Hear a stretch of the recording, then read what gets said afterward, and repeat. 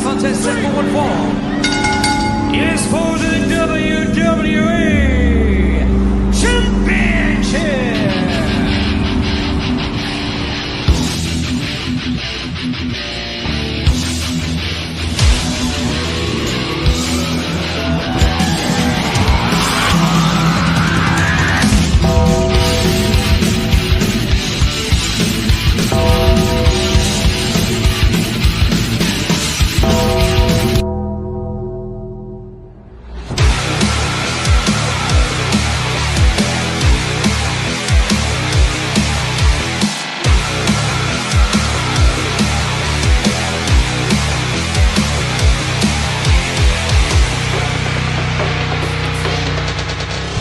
Life moves pretty fast. You don't stop and look around once in a while, you could miss it. Welcome to Around the Turnbuckle. I'm Big Al. That is the professor right there, as always. And we are here each and every Sunday night to talk some wrestling. We are 24 hours removed from Sunday. My fault. Professor's throwing himself under the bus for that one. I wasn't going to say that, but okay. No, it was my fault. I'm in the process of moving, and I still don't have internet hooked up yet. And kids and things in life happened, and I was like, yeah, I can't make it down to the old studio to get a show going. So sorry, folks. It's on me. Don't blame Al and the hate mail over here. Or don't, because you don't know my email address. They send the hate mail to me anyway. Yeah. Anyway, it's Monday night at 7 o'clock, and we'll be here each and every Sunday at 7 to talk wrestling. Again, as always, if you are interested in being a guest on this program, come on, send us a message, and we will fix that. We'll set that up. Just send me a message, and we'll talk about what is best available for you. And we're pretty flexible in that area, so just send us a message. Otherwise, the rest of you, if you've ever watched this for the first time, give us a like and a subscription, and share and send your friends, and let them know that we're here to talk wrestling each and every week. And Teach we're going to be more to love us. Since we're going to have less and less guests. We're going to be a little bit more diligent about what's happening in the mainstream wrestling world. We're usually here to support the independent wrestling scene, and we have done that, and we're going to continue to do that. But and speaking of which, this Saturday we do have a show, Professor. We have SWO1. It came from under the ring. Yeah, we're at the St. John's Lutheran Church, so we're venturing outside of Seven Valleys. Christopher. Hey, Chris. I'm really happy we've been doing more of that this year. I hope we do some more of that next year, too. I'm not trying to say anything bad about Seven Valleys. They've been beautiful to us, and, obviously I hope we're there forever.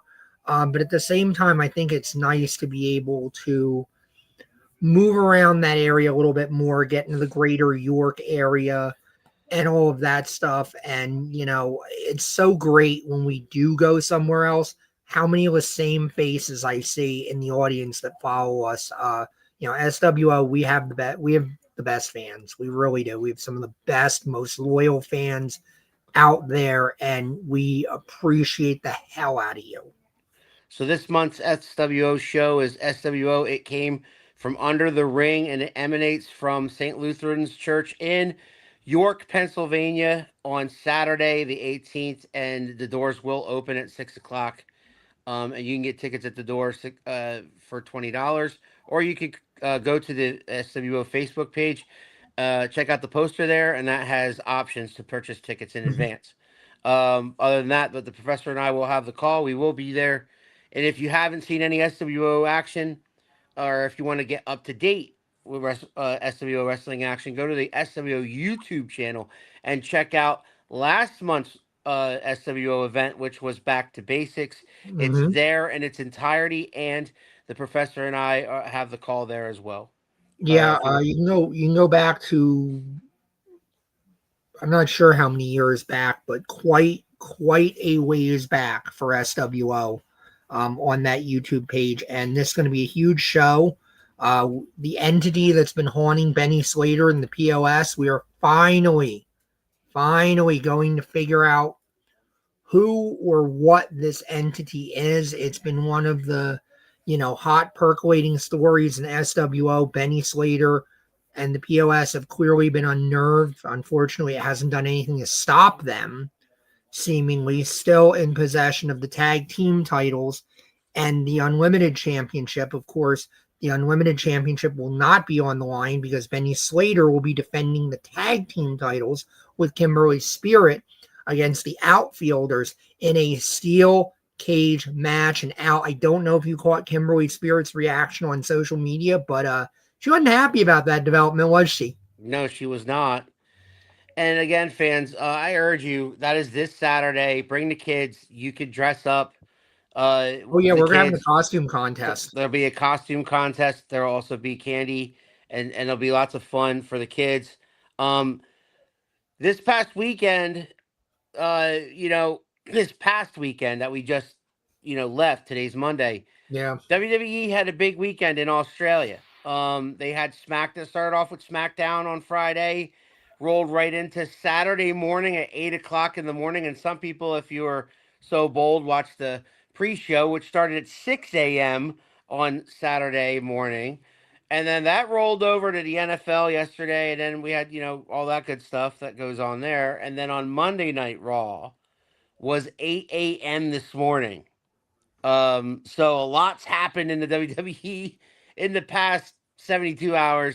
We're going to talk about some of it, but the professor, before we get into Crown Jewel, you wanted to mention that something was mentioned by one over this weekend by one AJ Styles. We all know that John Cena is retiring this year. He has 4 more dates, the last of which Mhm. being December 13th, Saturday night's main event from Washington, which will be live on Peacock. But um, AJ Styles has announced, he announced it during the pre-show of Crown Jewel, the kickoff show, that 2026 will be his final year in wrestling, period. Yeah, I mean that's huge. AJ's been in the business for almost 30 years. It's kind of hard to believe. I mean, AJ debuted in the dying days of WCW. Certainly would have, I think, been one of those guys if Bischoff's deal had gone through and Bischoff was truly as smart as he wants everyone to think he is. AJ would have been one of those guys they would have built the new WCW around. As stands, he left. He was offered a WWE developmental deal, said, no, I'm main roster ready now. I'm not taking a developmental deal. Bet on himself. One of the foundational guys that built Ring of Honor along with Christopher Daniels, Samoa Joe, CM Punk, that cadre of guys, Homicide. And again, same Yeah. cadre of guys went over and built TNA into the glory years that they had, up to and including Spike. And, I think AJ is one of, I said it before we went on the air, I think AJ is one of those guys that people know he's good. The average fan, I think, knows he's good, and a lot of the smart marks know he's good, but they do not understand like how truly good he is. Like he Yeah. is a franchise guy. Like there are guys that are great workers. There are guys that are main eventers. And then there's even like beyond main eventers, there's that tippity top guy that is a franchise guy that you can plug him in to whatever you need him to do. He's going Yep. to take your company on his back and he's going to help you build it. And AJ is a guy that has helped build, by my count, 2 companies at this point. He had an amazing run in New Japan. He picked up Sure. the baton with the Bullet Club when, Finn Balor laid it down to go Right. off and pursue what he was pursuing. He was Prince Devitt then. Picked up the baton, helped mold the Bullet Club where that could have died easily after Yeah. Devitt and those initial guys went out. And then he picked up the baton, kept it running for the new guys to come in, for, the Bucks and Cody and all of them to have it, to use it as a springboard and a platform and a vehicle. So, I mean, I look at AJ Styles retiring, and to me, I don't see a lot of people acting like this is a seismic thing. And I think that's such a disservice to AJ, because I think that's a guy that should be in anybody's Hall of Fame balloting first ballot if you're doing any kind of legitimate or even worked Hall of Fame in this business. So Chris has AJ got Styles some. deserves it. Chris has got some questions here, and Chris, Uh-huh. we'll get to them. We will. I'm just like I want to finish this thought on AJ Styles before we go on to a new topic. He's got a couple topics to bring up. Yeah. Um, yeah, I did see Raw. I did see what happened with the Vision, and we'll talk about that later. But AJ Styles, the first time I saw him wrestle, my son said, "Dad, I know you don't watch New Japan, but I'm gonna send you a match." All right, he had a link to it or whatever he had, and it was a match between Shinsuke Nakamura versus AJ Styles. That was the first time I saw him wrestle because at that point in AJ's career, I was still just semi focused on WWE, but WWE, as you remember, really wasn't doing it for me either. Yeah. For a while, but I watched that match and man, I wanted to. It was kind of like that Undertaker moment that you had where you're like, "Ooh, where does that guy wrestle? I does this guy on every week? Oh, I want to see that." Right Yeah. after I watched that match, I wanted to see Nakamura too, but I wanted to see more of AJ Styles. Right, so I kind of kept track of it in that way. And then when he's in TNA, it wasn't like I religiously watched TNA, but I made sure that if he was in some kind of match, I found a way to see it. If it was a high profile match or whatever it was, I tried to just keep track of it. And then when he came to WWE, I mean, I about jumped out of my chair when he showed up at the Royal Rumble and made his debut there. And Roman Reigns is in the ring, if you recall, and his music hits and the fans weren't quite sure until they saw the "I am phenomenal" thing come up there, and then there was this huge pop, right? And AJ himself, by his own admission, he didn't know what kind of reaction he was going to get. He was worried about the kind of reaction that the WWE fans would give him. Would they know who the hell he is? Yeah. Would like all that kind of stuff went through his mind, and damn, he got a really nice pop, and I get goosebumps just talking about it. But like, um, here's Chris. I love Styles till he got hurt and then came back huge, kind of steroided out. I mean, yeah, he is bigger than he ever has been, but he made phenomenal work Yeah. for a guy his size to do what he did. Respect, yeah, and you know what about the steroid thing and the fact that he's ballooned up. When guys get a certain age, I mean, they just can't go the way they did when they were 20. That's a fact. You can't when you're in your 40s, things hurt more the next day. You know what I'm Oh saying? yeah. And so I'm not going to besmirch like AJ Styles if you look at AJ Styles in 2010 and AJ Styles in 2025, they're two different guys. I mean, he is bigger than he's ever been. He is cut up. You know what I'm saying? But that Yeah. doesn't mean he doesn't work hard to get there. You know what I'm saying? And he can still do almost everything he could do before. Yeah, I mean, it's getting older, and I mean, he worked strong style. He worked that brutal, high impact style. Like I said, this is one of the guys that built Ring of Honor, and that's what early Ring of Honor was. Those guys laying shit in and getting fucking hurt. And I mean, even with TNA, a lot of early TNA was that way because again, he just imported.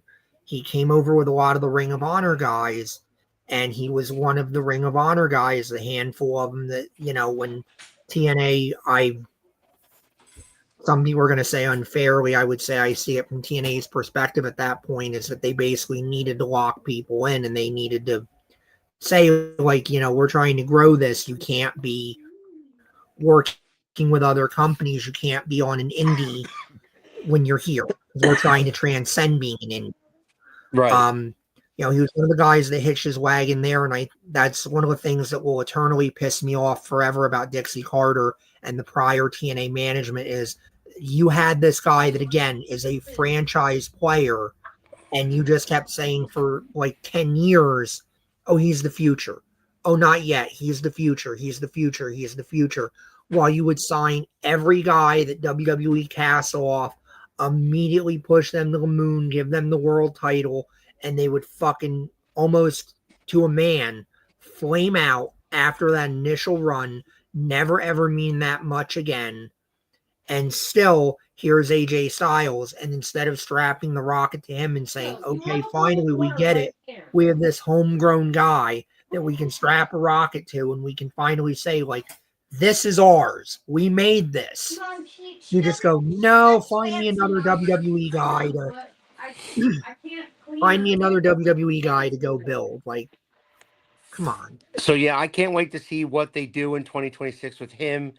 Whether it's going to be a similar run like Cena had in 2025 or not, we'll find Yeah, out. But I it's going to obviously be it's not fun going to to be the watch, same though. thing, but I do hope they send him off strong and well, That is true. because once again, I think AJ Styles is one of those guys that does not get the credit that he should get, and it really makes me sad when that happens. Chris says, I think the fans needed that Styles versus Cena match for the dedication that these guys put to this organization of wrestling we love. Yes. Yeah. So I before we talk mean, about and Crown again, Jewel, because I know you AJ, didn't one of the watch guys it. that built the modern independence. I know you didn't watch Crown Jewel, but I did to an extent. I seen lots of clips, and I watched the Cena uh, match in its entirety. But Chris brought up a point here. Yeah, big change on Raw today. You need to watch with the Vision. Yeah, I watched Raw this morning, Chris. It was live at 8 o'clock on Netflix, and I was able to watch Raw live this morning in its entirety. It's the first time I've watched the Monday Night Raw in its entirety in quite some time, and that's just because it was in the morning. um, Good show overall. A lot of things moving on, a lot of facets of storylines moving on. Great stuff. Um, CM Punk was in the main event with uh Jey Uso and LA Knight in a triple threat match to determine a number one contender for Seth Rollins, and CM Punk came on top there. Um, so CM Punk is number one contender. That's who's in Rollins' rearview mirror. But much to all of our shock, and it was shock. Seth Rollins and company came out at the end of the show, pretty much to gloat about how great Seth Rollins is because he was the Crown Jewel champion. He beat Cody Rhodes. And he had the ring now, and like this is the greatest faction ever, and Paul Heyman's the greatest manager ever, and all that good stuff. But he did mention during that promo a line in there that kind of irked one Braun Breaker, and that was Seth Rollins doesn't need anybody. Well, I mean, it He should. It's kind of logical. he kind of said that, in his own way. And they're going off the air, and I kind of noticed on camera that Braun Breaker was a little bit off camera. So I'm like, where the hell's Braun Breaker? And the next thing you know, Seth Rollins is getting speared by Braun Breaker. Oh, that was quick. So much for slow builds. How about that? Okay. So now the question was then, does Bronson Reed stay loyal to one or the other, right? So Braun Breaker got in his face and he said, you need to choose. You need to choose. And what did Bronson Reed do? He grabs Seth Rollins, pulls him over the corner, and gives him a tsunami off the top ropes. That actually was a little surprising. And Paul Heyman is sitting there in shock, and he covers Seth Rollins, and he's like, no more, no more, no more. And Braun Breaker gets in his face, and then he says, you need to choose. And what does Paul Heyman do? He grabs both their hands and holds them both up.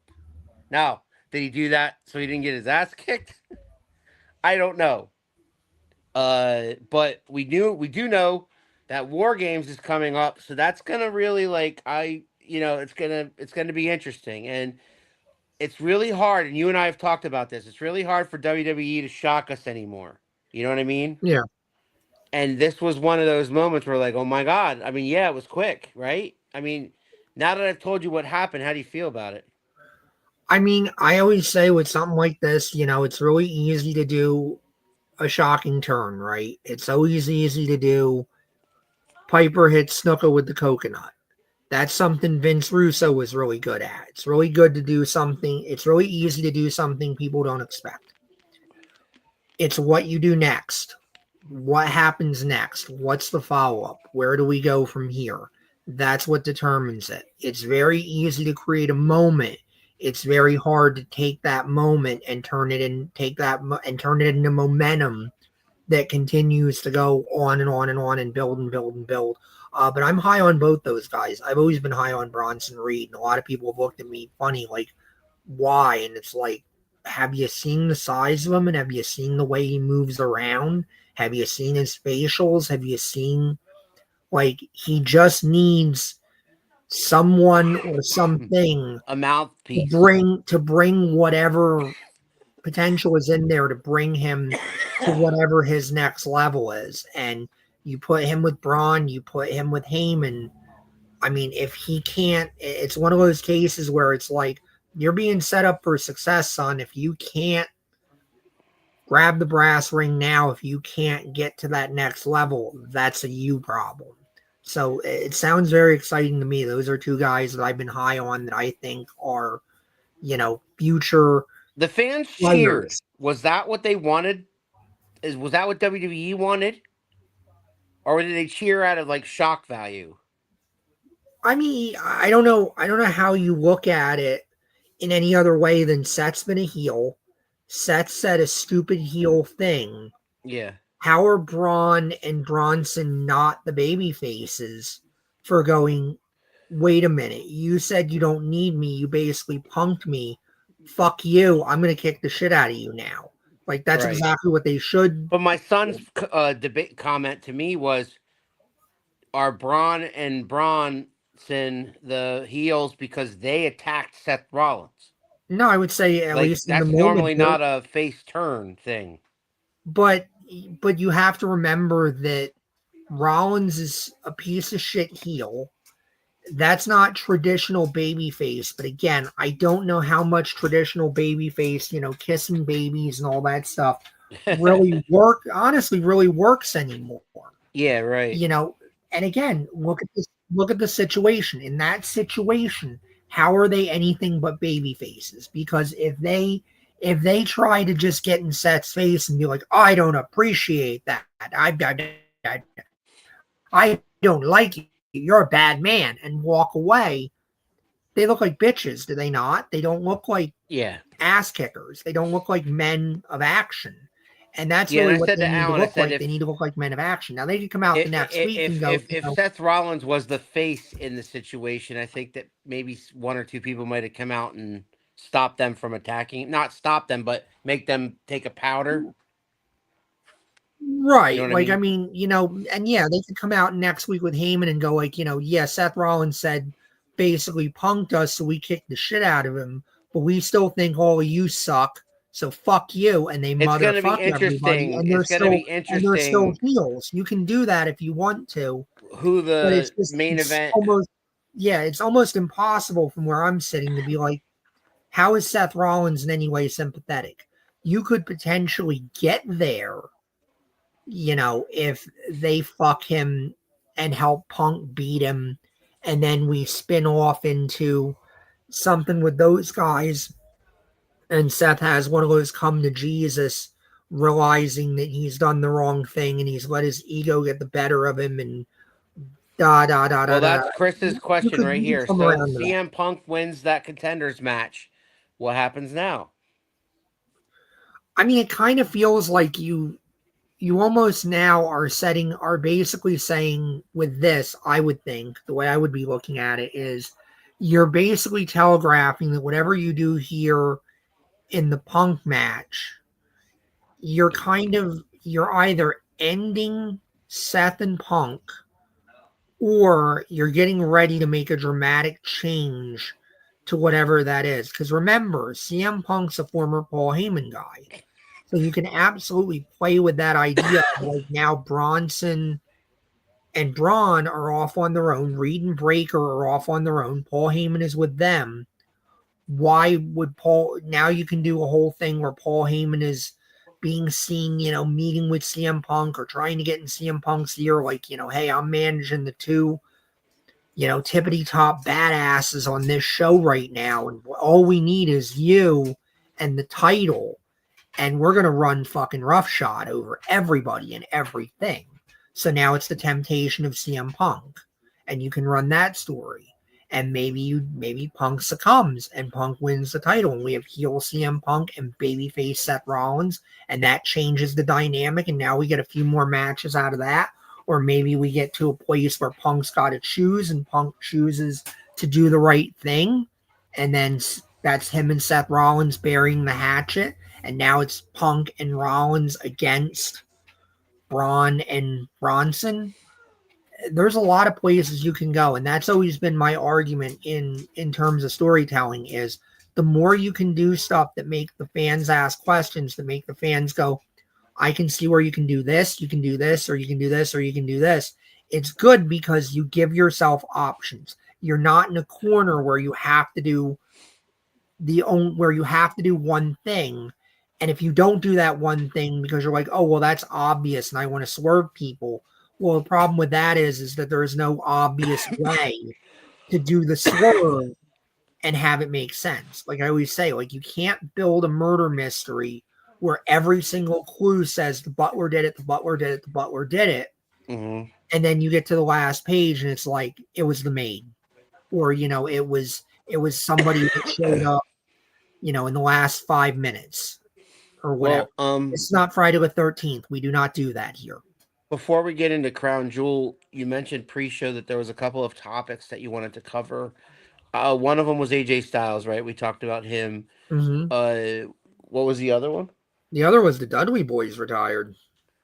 The Dudley boys retired. Which honestly, yes. I thought they were kind of retired because I thought Devon was retired. He had said, or at least had kind of made it clear that he was hurting and didn't really want to do it anymore. But right. I'm glad that they went in there and it wasn't one of those things where it's like, somebody just decided they were done. And I'm glad they got to have one last really big match. They deserved it. I mean, and a ladder match with the Hardys. I think when you look around and you go greatest tag teams of all time, the Dudleys have to be in your top 5. They have to be. Probably in your top 3.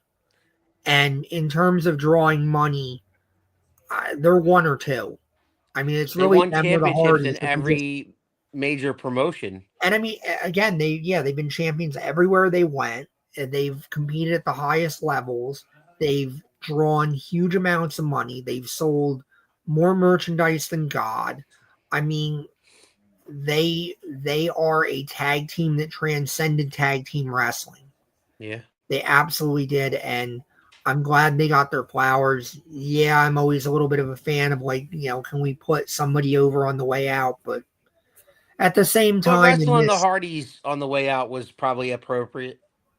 I think so, because I mean, this is me. I don't really know too much about TNA's tag team scene or anything like that, and I think the tag team scene almost everywhere right now is, hurting. SWO I think has a good scene, but at the same time too, we're limited to maybe 3 or 4 actual teams right now.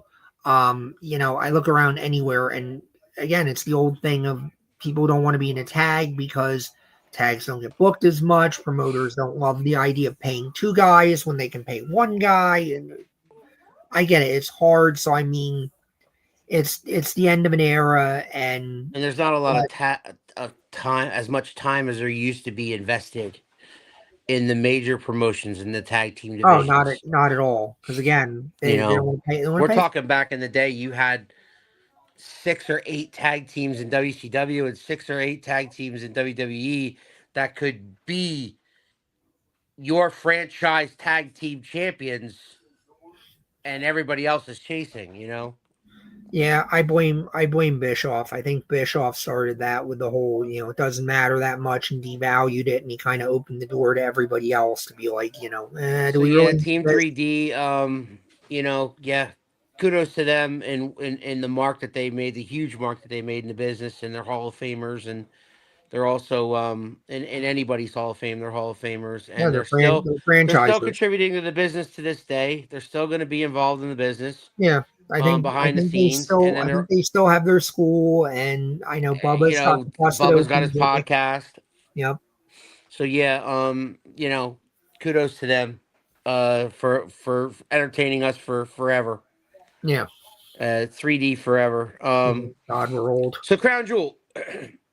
Crown Jewel results are in front of me right here, and I will admit that I didn't watch most of this. I watched clips and finishes, and then I watched the entire John Cena and AJ Styles match. We already talked about that match. Well, we talked about AJ Styles mostly, but that match in particular, um, that was their gift to the fans. It was very nostalgic. There was a lot of finishers. They did at one point. Cena did the Miz's finisher. He did Rusev's finisher. He did. The fans were calling for a 619. He was gonna deliver it, but AJ. I think he told AJ, "I can't do this, so you need to get up and clothesline me." AJ Styles gave him a sweet chin music. He gave him a pedigree. Um, he did that jumping slingshot, like 450 splash. Uh, that I forget who does that. That was one of AJ's opponents. Um, but then he ended the match as he should, and I bet you he approached the Undertaker, said, "Hey, do you mind if I do the tombstone?" And the Undertaker probably said, "Yeah, sure, if it's the finish." Yeah, I'm sure And that he was said, "Okay, fine." So he does a tombstone and picks him up, gives him an AA, and pins him. So it was sort of the finish. It was the setup to the finish. yeah, and I mean, I don't love when guys do stuff like that where it just becomes it's not a fight, it's a performance, but I get what they were trying to do. I'm never, And there was also, like Chris said, there was a lot of love and respect afterwards. He picked AJ up. They hugged each other. yeah, They felt like they accomplished what they wanted to do. And, you know, there was AJ and Cena chants throughout, and it was fun. It was very entertaining. It was fun. Rhea Ripley and Io Sky defeated the Kabuki Warriors. I saw the finish of this match. I saw some highlights. It was what you would expect it to be. A lot of storyline there between the Kabuki Warriors and Io, and Rhea's involved too. And but like it even carried over into Raw because Rhea ended up wrestling Kairi Sane with each of the other in Asuka and Io were in the opposite corners. So right. that's kind of continuing going on there. Rhea got a huge pop as she should in Australia. Um, huge pop, obviously, and we knew it was coming, right? Oh yeah, Rhea should get a huge pop everywhere. Rhea's a Well, she gets a huge huge star. pop everywhere, but in Yeah. Australia, she gets a really Oh huge well, pop. yeah, Um, and so that was the result of that match. So John Cena defeated AJ Styles. Rhea and Io defeated the Kabuki Warriors. In the women's crown jewel match, champion versus champion, it was Stephanie Vicaire beating Tiffany Stratton. I wasn't surprised there. I thought that's what they were going to do after the year that Tiffany Stratton she hasn't lost in 2025. That was her yeah, first loss in 2025. And I thought, well, her title's not up, so that would make sense for her to lose, and that would strap a rocket to Stephanie Vicaire's back, right? yeah, makes sense. So that was kind of predictable. Australian street fight, obviously Bronson Reed and company and them got involved. The Usos got involved, but in the end, Bronson Reed ended up defeating Roman Reigns. So he's got that on his back now. He can say I'm the guy that beat Roman Reigns. Yeah, You know, and then of course, uh, Seth Rollins, the World Heavyweight Champion, defeating the WWE Champion Cody Rhodes in the Crown Jewel match. It was done by a cheap shot with a weapon. It wasn't a low blow. It was a referee's back was turned kind of thing. He hit him with the either the belt or the ring, one or the other, and got the pin. Obviously with some chicanery, but now he's still a chicken shit heel that can claim he's the greatest of all time. Yeah, that works. So that was Crown Jewel. Which Money. again, how is that guy then 24 hours later because he talks shit on his boys? How in any way is he a babyface? Right. So there you go. Who do you think is Cena's last match? That's a great question. I honestly don't know. Again, I always say it should be somebody you're high on, that you're trying to debut or that you're trying to get to the next level, and Cena should go out on his back. And I think Breaker. Cena knows that, and I think Cena will do that. How about Breaker? I could do that. I could live with that. I could live with Obafemi. I could live with, again, pick somebody that you want to be that next franchise that is worthy of carrying. I was John Cena's last match and I beat him. I sent John Cena out of here on his back. Now, It is if they if a hard thing to do because obviously you can only do it once, and you have to hope that that guy is worthy of it and hope that that guy doesn't get hurt. if they dig up a veteran, you know, in other words, if I'm not naming names, I'm saying if it's anybody but those people we just mentioned, Braun Breaker or somebody new or Owufemi or somebody that they're trying to, put a rocket on their backs, Cena's winning. No Most matter who they likely, put, yeah. yeah. So if it's, I'm not naming names, but I'm just saying there's a lot of rumors out there and stuff like that. And we don't convey rumors, we get facts. But if there's, if it's anybody else but a current young, you know, superstar in WWE that they think very highly of to be that guy, Cena's gonna win. And I'm sure Cena has input, and I would hope and I would hope and believe that that is what John Cena's thinking is there too. Is I want to go out on my back, and I want it to be somebody who is going to next level off of this. And it well could be Braun Breaker because I've heard, reliably that Braun Breaker is probably in the main event of WrestleMania next year.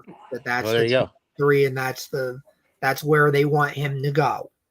And I can certainly understand that, and I can see it, and I think yeah, do it. I mean, he So, could he so could you beat would, John Cena on December the or 13th, and then win the Royal Rumble in January, and then he's off and or running. he can do He can do really well both. in I'm the saying. Royal Rumble. He can get fucked over out of it. Last chance of the Elimination Chamber, have a really dominant chamber, win that, go to Mania, win the belt, and now you got a franchise. Right. Shine up some really dastardly heel. The Chris brings up Brock Lesnar, and I've heard that too. Even Jim Cornette himself said is the only reason he can fathom the squash match that happened between Cena and Lesnar was that John eventually gets revenge on his way out. I mean, yes, you could do that. My other thinking is because and I get it. It is kind of like, John shouldn't leave that dangling. If it's legitimate, if you're a competitor, all of that, you want to go get your win back. On the other hand, again, I see Brock Lesnar as one of those guys that's a brass ring, that beating Brock Lesnar will do wonders for you in terms of credibility. Yeah. So I want to be careful with how many guys I'm giving that to, because if I'm giving it to too many people, it's not going to mean anything after a minute. Um, so yeah, I could see doing it. I just don't think I want that to be the end. You got to see what's left because he's got 4 dates left. One of them is a Saturday Night's Main Event, and that is November the 1st. Uh, and I believe that's in Boston. I want to say because Saturday Night's Main Event in December is in Washington D.C. Yeah, I think there was at least And then he's one got that was Survivor Series in there, and he's got one other. He's got SmackDown or something. yeah. So, um, and that's another thing. Survivor Series. You have a C. We're talking about CM Punk. Maybe CM Punk wins the world title on in at Saturday's main event on November the 1st, and then you have. Hold on one second. I mean, you can do that, and then like I say, if the idea here is Punk's going to wind up, joining with Breaker and um Braun and Reed, and that becomes whatever that new faction is going to be called, and then you go get one more guy because I think it has to be 4-on-4, and then For the War Games. yeah, it's either Yeah. got to be 4-on-4, it's got to be 5-on-5, one of those. I haven't seen WWE do one in a while, so I don't know necessarily what their rules are in terms of that lately.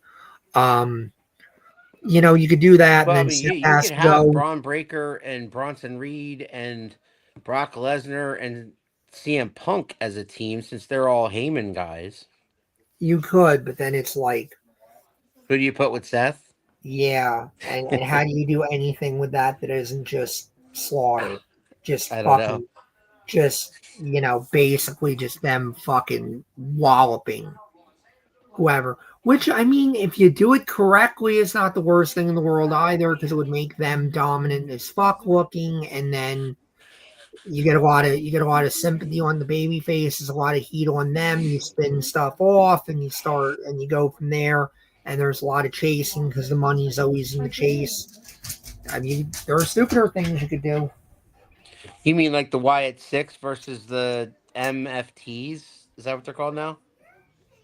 That would probably be stupid because Well, that's happening because on SmackDown, the Wyatt Six were there and the MFTs showed up behind him with Solo Sokoa. So that kind of drew a line in the sand between those two factions. Yeah, because I guess they don't know what else to do with either one of them. probably not. Talk about two groups that have just boy gone down the shitter. Yep. Pop of the night at Crown Jewel was Cena giving AJ a Sister Abigail. Yeah, I The mean, whole place went berserk, and then all the phones came out, and they were swaying, and they were singing. He's got the whole world in his hands. yeah, I'm trying nice to to understand. You bring Punk back, he wins the title and loses it that same night, and then it's time for him to finally get the title and hold it. I don't understand what's to not understand about winning a title and losing it the same night. That made perfect sense to do. Well, I don't know, but he's saying it's time for him to finally get the title since his return from AEW and hold it. If you've got a good story behind it, do it. But again, I don't think Punk needs it. Punk's certainly not a guy that needs it at this point. Obviously, all of your top He doesn't guys. need it, but he can't keep calling him the best of the world if he doesn't have a title run here soon, and he's not getting any younger.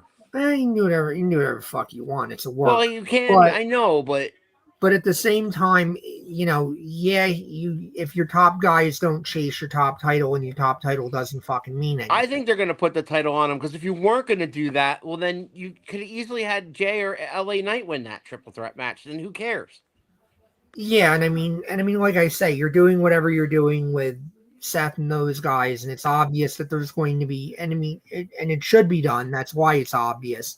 Of you do some kind of like the temptation of CM Punk is that Heyman's going to try to recruit him and be like, okay, you go be the Seth Rollins now. Like Seth Rollins wasn't worthy.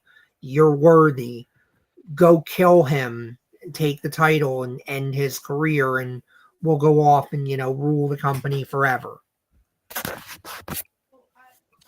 All right, well, we're going to get out of here soon, but Chris had a question back here way back when we were talking SWO, Mm. and that was talk about some possible up and comers that you guys have seen recently that we think could Well, I'm I'm assuming assuming he he means means, guys that could be make it to the next level. yeah, Kai Thomas is doing super well. Kai Thomas gets better and still better young all the though. time. Huh? I think he's still young and still needs Well, he is, but I'm learning. just saying, if you're asking me guys that could make it based on the trajectory they're doing now, Yeah, Kai Thomas, Slam and Sammy is doing great. She's building herself up. She's got a good core around her. She needs to keep listening to the right people. I also yep, worry that there are probably some elements there too that maybe she shouldn't listen to as much, but sure. there's enough of the right people. I think that she'll be okay. I would put her on the list. Um, Trying to think who else. Because Merrick Miami, I think at this point is not an up and comer, but I don't know why Merrick Miami is not getting phone calls from at least I TNA. think, and I hope he watches this because I hope he hears me say this. I think it's a matter of of himself not taking that next step. And I get it, man. He has a family now. He I has a was gonna wife. He has say a kid, priorities are getting different.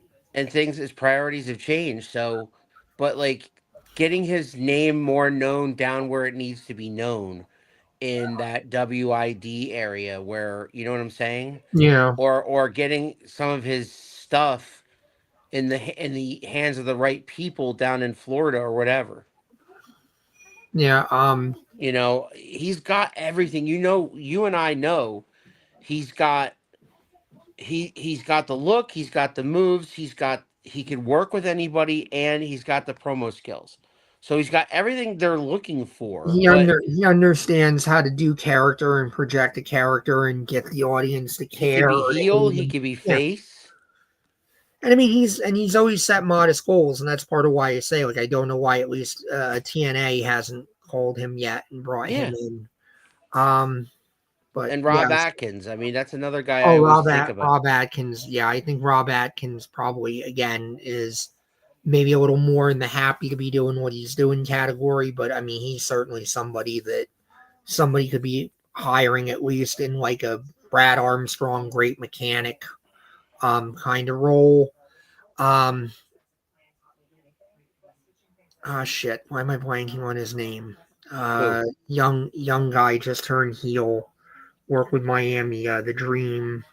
Oh, Naeem the Dream Brooks. Naeem Brooks. Very once again another guy that needs more time to put it all He's together. got the size too, But though. his look is tremendous. He's doing really good on this heel run. Hmm. Um, there's a guy that if he continues on the trajectory he's on right now, um, again, you'd be stupid not to add him to your roster. And I'm gonna say too again out of a veteran class, Prince Piranha. If Prince Piranha, somebody notices Prince Piranha and really picks up on him, Prince Piranha, a guy that could be in a TNA or something like that, I think can do very very well. All right, well, man, we're gonna get out of here. But this week, again, I'll repeat that the professor and I will be And in York. just again, so nobody gets pissed off at me. That's by no means a complete list, and only those guys are Yeah, worthy. we could That's talk just about a who I lot thought of of guys. off the top. Yeah, that's just who I thought of off the top of my head. You give me another 2 or 3 hours, I'll probably come back with another 20, 30 names, Well, but maybe we'll just, get into some of those names next week. yeah. We are here each and I just every don't want anyone who Sunday. watches this to be like, fuck, didn't you say my name? Yeah. JT Cage in particular. He didn't mention me. Around the Turnbuckle will return live next week. Come and talk wrestling with us on Sunday at 7. And if you are interested in being a guest, please let us know. We're still open to guests if you guys are interested in being a guest, or if you know somebody who might be interested in point them in my direction, definitely. In the meantime, guys, thanks for you guys for thoughts and prayers. Yes, Yeah, for Chris, we are so sorry for your loss, yeah, and our thoughts absolutely. and prayers go to you, man. Was a And your rough week for family. you in a lot of Yeah. ways in the Vant family, but you know, I saw some of your wife's posts, and it seemed like you know, it was kind of perfect timing in the way with wrestling. I'm saying is that you had You had wrestling on Friday night. You had wrestling on Saturday morning, right? Crown Jewel. You had college football Saturday afternoon. You had the NFL. So you had all these distractions, right? And then you had Monday Night Raw on Monday morning. So yeah, um, God works in mysterious ways. But thank you for still coming on here, and supporting us. And our condolences to you and your family at this time. Yeah. But yeah, we will be here next Sunday at 7 with some more wrestling talk. And the professor and I will be at the St. Lutheran's Church in York. St. Uh, John's. St. John's Lutheran Church. what St. John's? I'm sorry, St. John's. St. John's Lutheran Church, York, um, Pennsylvania. in York, Pennsylvania for SWO. It came from under the ring. Check the SWO Facebook page for matches and updates, and Loaded show. also check the SWO YouTube channel for past events that they've had Yeah. as recent as last month. You Yeah, can we catch know some you. SWO actions. So Chris, We know you you're have down in other South options in Carolina the and you're area, but bored one remember, day, nobody does a show like you got nothing to SWO. do, search SWO wrestling on YouTube and you'll find Back to Basics, and you'll hear the professor and I call the matches, and you'll see some of the stuff that we see in SWO. In the meantime, next week we'll talk about 3WA because we'll be leading into that. But Yeah. other than that, man, October's going quick. it's crazy. My kids already got their Halloween costumes. I just yelled at mine because I have one that's aged out, and then the toddler, of course, doesn't care yet. It's just whatever we put on him, if he even stays in it. Also, the middle I'd like kid to was offer. like, dude, get it. I don't. Also, in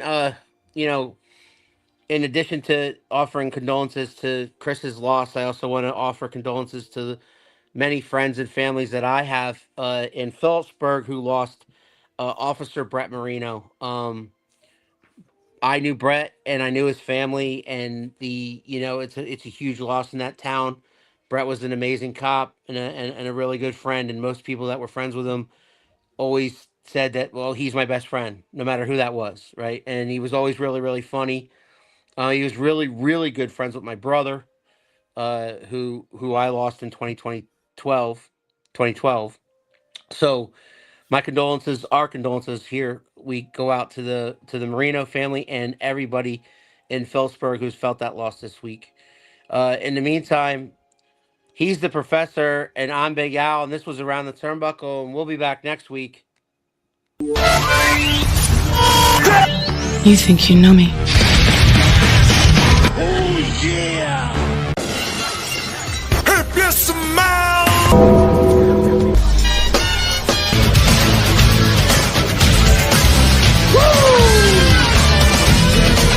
Calculations are correct. When this baby hits 80.